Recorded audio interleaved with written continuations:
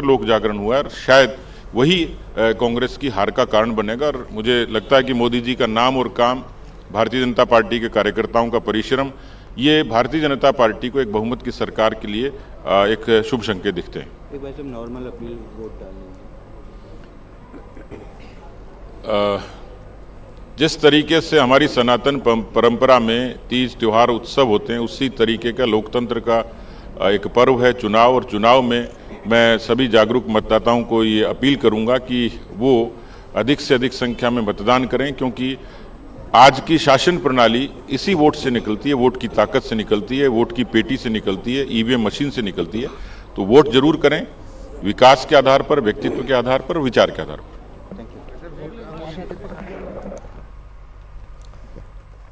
तो जयपुर से ये तस्वीरें आपको दिखा रहे थे जहां पर सतीश पुनिया को आप सुनते हुए नजर आ रहे थे और उन्होंने साफ तौर पर कांग्रेस पर निशाना भी साधा कि तुष्टीकरण, अपराध, भ्रष्टाचार, इन सारे मुद्दों को उन्होंने बहुमत से उठाया बताया और साथ ही बिल्कुल ये भी बताया किस तरीके से राजस्थान में भ्रष्टाचार हो रहा है। चर्चा पर वापस आते हैं। पंकज जी, मेरा सवाल आपसे है, बीजेपी बड़े मुद्दों को लेकर के सियासी रण में उतरी है, चाहे महिलाओं पर हो रहे अत्याचार की बात करें, बीजेपी का कहना है कि अत्याचार हो रहा है, पेपर लीक की बात करें और बेरोजगारी की बात करें, तमाम मुद्दों को लेकर के बीजेपी सियासी रण में उतरी हुई है। सचिन पायलट, इसके पहले आपको हम सचिन पायलट की तस्वीरें दिखा रहे हैं जहां टोंक से वो इस बार चुनावी मैदान में भी हैं, लेकिन सिविल लाइन से सचिन पायलट वोट डाल रहे हैं। ये तस्वीरें आपके सामने सचिन पायलट की। जी हाँ, बिल्कुल, जयपुर की सिविल लाइंस में यहां पर वोट डालने के लिए और सिविल लाइन से कांग्रेस के अगर प्रत्याशी की बात करें तो प्रताप सिंह खाचरियावास यहां से चुनाव लड़ रहे हैं और टोंक से सचिन पायलट चुनाव लड़ रहे हैं। हालांकि अभी अपने वोट कास्ट करने के लिए पहुंचे हैं और एक्सक्लूसिव तस्वीर आपने देखी। और बजरंग बली को लेकर कुछ सवाल यहां संवाददाता की तरफ से किया गया और मैं अपने साथियों से आग्रह करूंगा कि जो सचिन पायलट की तरफ से जो बयान दिया गया था बहुत महत्वपूर्ण है। एक बार जरा बयान जरा प्लीज हम दोबारा सुनवाएं तो एक सुनिश्चित कीजिएगा, आगे चलकर हम अपनी चर्चा में सचिन पायलट के उस बयान को सुनवाएंगे। लेकिन इसके पहले हम पल्लवी की तरफ रुख करते हुए और चर्चा में वापस आ जाते हैं, क्योंकि चर्चा करना भी बेहद महत्वपूर्ण बन जाता है जब लोग अपने मताधिकार का प्रयोग कर रहे हैं जाकर के। ऐसे में राजनीतिक पार्टियों की तरफ से तमाम दावे और वादे किए गए, एक दूसरे पर कटाक्ष भी किए गए और बीजेपी मुखर होकर के सामने आई और बीजेपी ने कहा है कि राजस्थान में भ्रष्टाचार, बेरोजगारी, पेपर लीक जैसे मामले बढ़े हैं। पंकज जी, कैसे जवाब दीजिएगा? कहीं दिल के किसी कोने में यह आवाज उठ रही है कि अगर राजस्थान की जनता ने रिवाज अपना दोहरा दिया, जैसा इतिहास रहा है, 5 साल बाद सत्ता पलट देती है, तो फिर क्या होगा? रेत की तरह हाथ से सत्ता फिसल जाएगी। कहीं सोच रहे हैं, ऐसा कुछ विचार चल रहा है क्या? लेकिन इसके पहले मुझे लगता है कि बीजेपी, बोलिए जी पंकज जी बोलिए।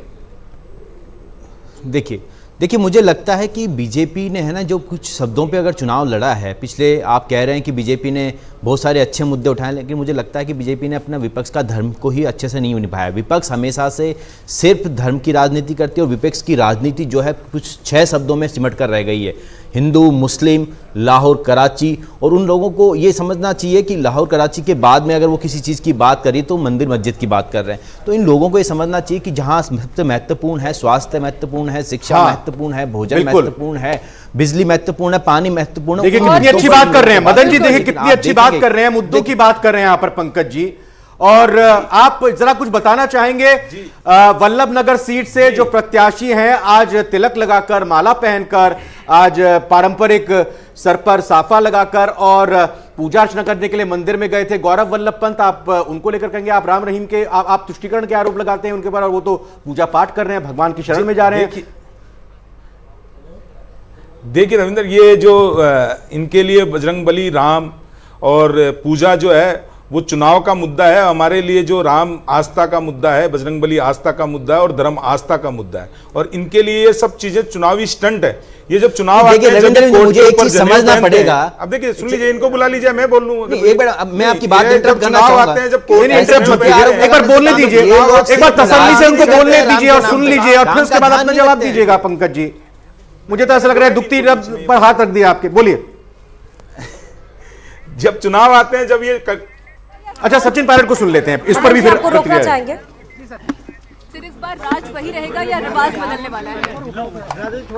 मैं उम्मीद करता हूं कि आज सभी प्रदेश के मतदाता अपने वोट के अधिकार का उपयोग करेंगे और अधिक से अधिक संख्या में जाकर अपना वोट कास्ट करेंगे।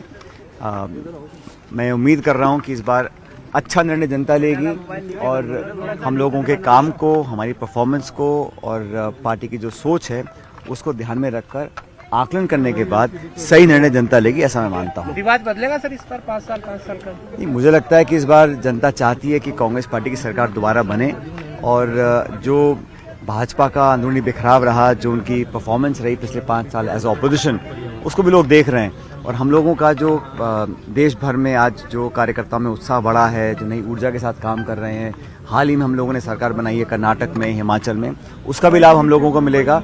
और पार्टी, हमारी सोच, हमारा जो आगे का विजन है प्रदेश के लिए 5 साल का, उसको लोग आंक रहे हैं, देख रहे हैं। भारतीय जनता पार्टी ने 5 साल यहाँ विपक्ष की भूमिका निभाने में नाकाम रहे हैं, इसलिए मुझे पूरा विश्वास है कि भारी बहुमत के साथ हम लोग यहाँ सरकार बना पाएंगे। सर, इस बार पीएम मोदी खुद जनसभा करने के लिए उतरे थे, क्या असर देखने को मिल रहा है? क्या कह रहे हैं?